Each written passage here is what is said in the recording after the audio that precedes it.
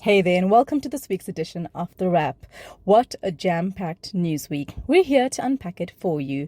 The Madlanga Commission resumed this week, and we're currently moving at 100 yohs a minute, with everything being revealed. Meanwhile, Lucky Montana has gone toe-to-toe with SARS, and it's been hilarious and cringe to watch. Not so lucky after all, hey?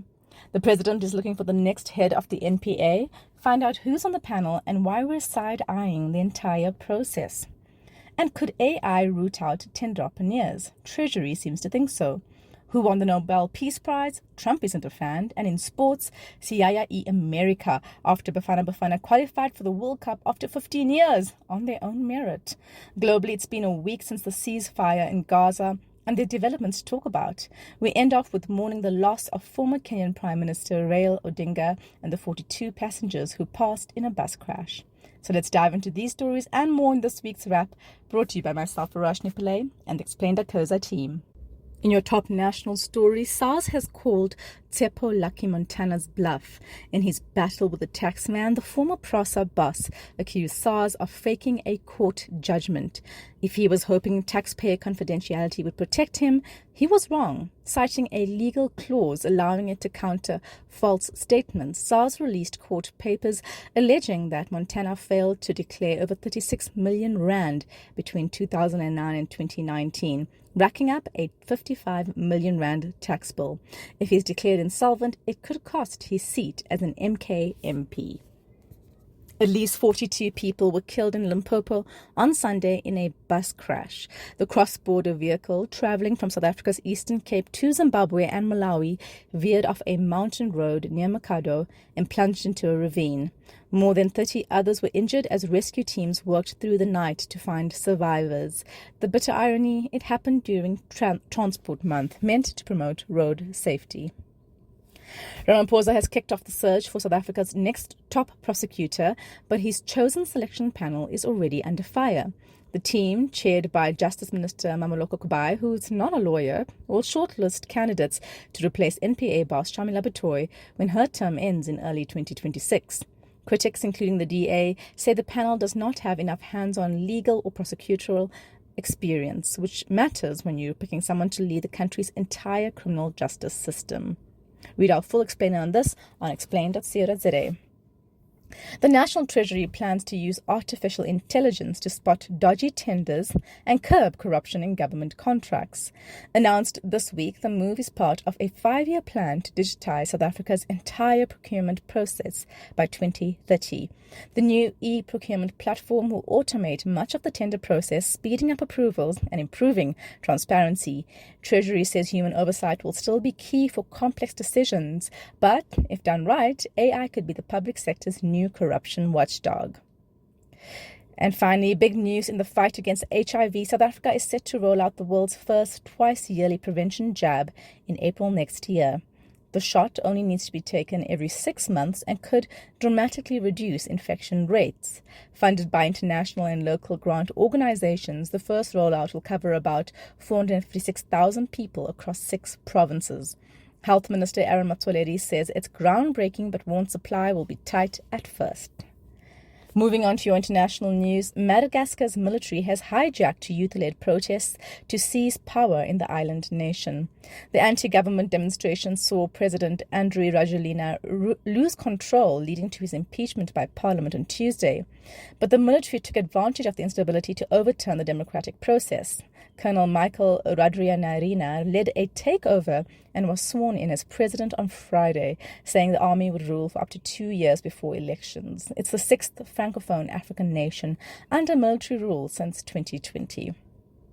Still in Africa, Kenya's former Prime Minister Raila Odinga sadly passed away on Wednesday. The 80-year-old political heavyweight suffered a heart attack while receiving treatment in India. Often called the father of Kenya's democracy, Odinga spent decades pushing for multi-party rule and ran for president 5 times. President William Ruto hailed him as a beacon of courage and declared a week of national mourning. A state funeral with full honors will follow for the man who defined modern-day Kenyan politics and inspired generations. The Nobel Peace Prize was awarded to Venezuelan opposition leader Maria Corina Machado on Friday. Yes, US President Donald Trump fell short despite his aggressive lobbying. He wasn't really eligible time-wise, but insisted all those wars he inaccurately claims to have ended meant he should have won anyway. Machado eased tensions by thanking Trump for his support under Nicolas Maduro's despotic rule. Following Machado's win, Maduro's government closed its embassy in Norway, citing so-called restructuring, and branded Machado a demonic witch. Charming. Elon Musk and Trevor Noah are at it again, proving South African exports don't always get along abroad. Musk slammed Noah on Twitter this week after the comedian joked about the assassination of US commentator Charlie Kirk, pointing out the irony. The guy was shot while defending guns. The billionaire called Noah a libtard cuck who needs to get the woke virus out of his brain. It's not the first clash either. Noah once called Musk a con artist. And move over steel, the future might just be wooden. This month, US startup Inventwood officially launched Superwood, a new material 10 times stronger than steel and 6 times lighter. Developed over a decade of research, the material is made by chemically treating and compressing real wood. It's so tough, it could replace metal parts in furniture and even buildings. The kicker: it emits 90% less carbon than steel. Could wooden skyscrapers be the next big thing? Onto your big stories. After 2 devastating years of war, the guns in Gaza finally fell silent last Friday. It is the first major reprieve in the conflict since Hamas's October 2023 attack triggered Israel's devastating military response. How did it happen? At the beginning of September, an increasingly cocky Israel carried out a targeted strike in Qatar against Hamas's leaders. The problem this time? Qatar is a key US ally. Israel had majorly misstepped. Politico, a political news website, reported Trump, who has a long-standing relationship with the Qataris, remember that infamous jet, issued a surprisingly sharp rebuke of the Israeli attack. The strike also galvanized Arab leaders into action.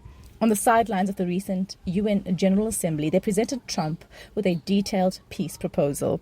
For Trump, who reportedly lost interest in the Ukraine-Russia war and has been desperate to polish his global peacemaker image and, yes, chase that elusive Nobel Prize, it was the perfect stage. Once focused, he acted like a bulldozer, leaning hard on Israel, while Arab leaders pressed Hamas to play ball. So, what does a ceasefire deal actually involve? Firstly, hostage exchange. Hamas handed over the last 20 living Israeli hostages on Monday after an unimaginable 738 days in captivity. In exchange, Israel freed nearly 2,000 Palestinian detainees, including 250 serving life sentences. Also, ceasefire and aid access.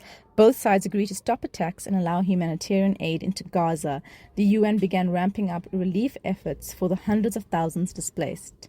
But by Tuesday, the cracks were showing. Here's what's threatening to unravel the fragile truce. Firstly, hostage body confusion. One of the bodies returned to Israel turned out not to be a hostage, sparking outrage. Hamas claims some remains buried under rubble, a consequence of Israel's brutal bombing throughout Gaza. Israel accuses them of stalling. And aid restrictions. Netanyahu has cut daily UN aid convoys from 500 trucks to just 300, excluding fuel and gas, and kept the crucial Rafah border closed. And finally, violence in the buffer zone. Israel troops opened fire on suspects near the designated no-go zone, killing 9 Palestinians in the first lethal breach since the truce began. Talks are now underway in Egypt on phase 2 of the plan. The next steps: Hamas must disarm, which they have only partially agreed to. A new Palestinian technocratic government may take shape. Former British Prime Minister Tony Blair's name is oddly in the mix. And a full Israeli withdrawal could follow.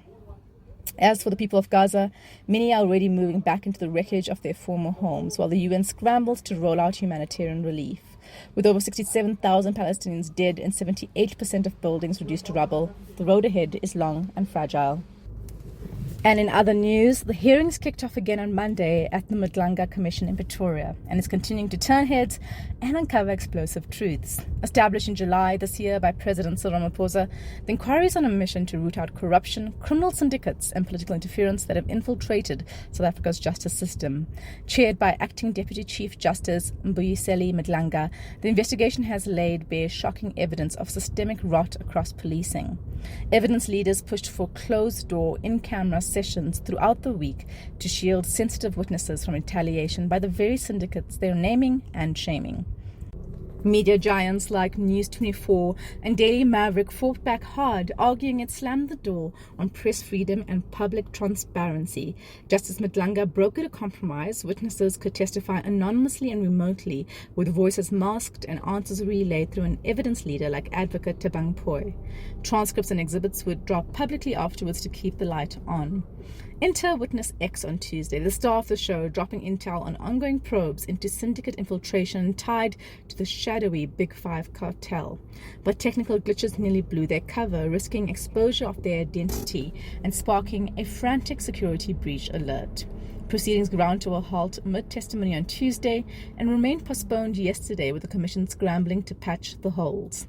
Still, Witness X brought receipts. WhatsApp chats showing top brass like KZN Hawks head Major General Lesetja Senona, crime expert Calvin Rufadi, and Ekurhuleni Metro Police Chief Julius Mkhwanazi allegedly chasing payouts from underworld kingpin Vusimuzi Kat Mtlala. Earlier, bombshells dropped by figures like Mkhwanazi and National Police Commissioner Fani Masimola have detailed shocking abuses of power, including illegal task team dissolutions and cartel protection. Running parallel to the Madlanga Commission's sweeping judicial probe, Parliament's ad hoc committee on the SAPS has also been grabbing headlines this week. The ad hoc committee has been juggling many of the same allegations but has a narrower oversight power. Today and tomorrow, suspended Police Minister Senzo Mchunu will face questions about his ties to shady underworld figures, with former Police Minister Becky Cele slated to follow. Both inquiries are peeling back layers on a justice system that's more sieve than shield. As more witnesses step forward, including potentially President Ramaphosa, the pressure is on. And finally, in sports news, Bafana are going to the World Cup for real this time. Bafana have qualified for the 2026 FIFA World Cup after a crucial 3-0 victory against Rwanda at Mbombela Stadium on Tuesday. For the first time since 2002, South Africa will be playing at the global showpiece on merit. We hosted in 2010 and automatically qualified. South Africa joined 9 other African countries who have already booked their tickets to the United States, Canada and Mexico, where next year's World Cup will be jointly hosted. With one spot remaining for an African team, Nigeria, Gabon, the DRC and Cameroon, runners-up in their respective groups, will have to battle it out at the CAF 2026 World Cup playoffs in Morocco, with semi-finals set for 13 November and finals on 16 November. It hasn't been an easy road for Bafana and national coach Hugo Bruce. During the African FIFA World Cup qualifiers, which started back in November 2023, Bafana competed in Group C alongside Rwanda, Nigeria, Benin, Lesotho and Zimbabwe. Bafana started off strong, managing to win 5, draw 3 and lose 2 games, but faced setbacks that threatened to derail their campaign to the World Cup. First, FIFA docked the team 3 points after fielding an ineligible player, Tebogo Mokoena, in their 2-0 victory over Lesotho. Additionally, Hugo Bruce's side struggled in their last 2 qualifiers when they drew 1-1 with the second-place Nigeria and 0-0 against Zimbabwe, who finished last in Group C. However, Bafana bounced back in style, topping their group with 18 points and reawakening Mzansi's long-lost football pride. This is the first time Bafana will be stepping onto a World Cup field on merit since 2002. Under Bruce's leadership, South Africa has managed to restore a sense of pride in South African football, having also finished 3rd in the 2023 African Cup of Nations. This qualification signals a historic moment for South Africa and brings back hope to the country. It's time for Bafana Bafana to return to the world stage after 16 years. That's it from us at The Wrap, an award-winning product of Explain.coza. The Wrap is sponsored by Explain's agency division. We specialize in content marketing for purpose-driven organizations. Mail info@explain.coza for a quote. And remember to tell your friends to sign up at explain.coza/subscribe. Till next time, goodbye from the team.